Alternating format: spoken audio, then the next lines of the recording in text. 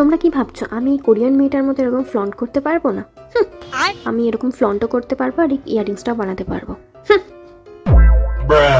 আর তোমরা আমার থেকে শিখে নাও ভালোভাবে যে ইয়াররিংসটা কীরকম ভাবে বানাতে হয়, আর তোমরাও ট্রাই করো। প্রথমে আমি নিয়ে নিয়েছি একটা হুপ ইয়ারিং, সেটাকে আমি প্লাসের সাহায্যে বেঁকিয়ে একটা কানের শেপ নিয়ে এলাম। দেখে নিশ্চয়ই শিখে গেছো? হ্যাঁ, শিখবেই তো, কে শেখাচ্ছে সেটা তো দেখতে হবে।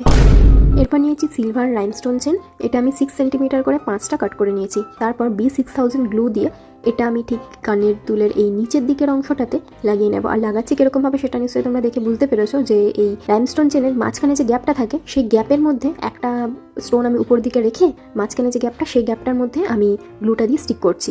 আর তারপর নিয়েছি একটা বড় সিলভার স্টোনটা আমি উপরের এই হুপটাতে আর নিচের হুপটাতে এরকমভাবে গ্লু দিয়ে লাগিয়ে নেব।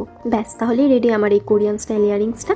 এবারে আমি ওই কোরিয়ান মেয়েদের মতোই ফ্লন্ট করব। তোমরাও আমার থেকে শিখে নাও কিভাবে ফ্লন্ট করতে হয়, বুঝেছো? তারপর লোকে যখন জিজ্ঞেস করবে যে কোথা থেকে এগুলো শিখলে তোমরা, তখন আমার নামটাই বলবে, ঠিক আছে? ঠিক এইভাবে তোমরা ফ্লন্ট করবে, বুঝেছো? ঠিক এরকমভাবেই কানের পাশ দিয়ে নিয়ে কানটাকে এরকমভাবে দেখাবে আর চুলটাকে এরকমভাবে ঠিক সরিয়ে নেবে। দেখো দেখো দেখো, এরকমভাবে ফ্লন্ট করতে হয়, বুঝেছো? তোমরা এরকমভাবে ফ্লন্ট করলে না সবাই তাকিয়ে থাকবে, যা যা যা গেল, টাটা টাটা টাটা টাটা। ফ্লন্টটা নাই শেখাতে পারলাম, কিন্তু ইয়ারিংসটা তো বানানো শেখালাম, তার জন্য একটা লাইক করে দিও।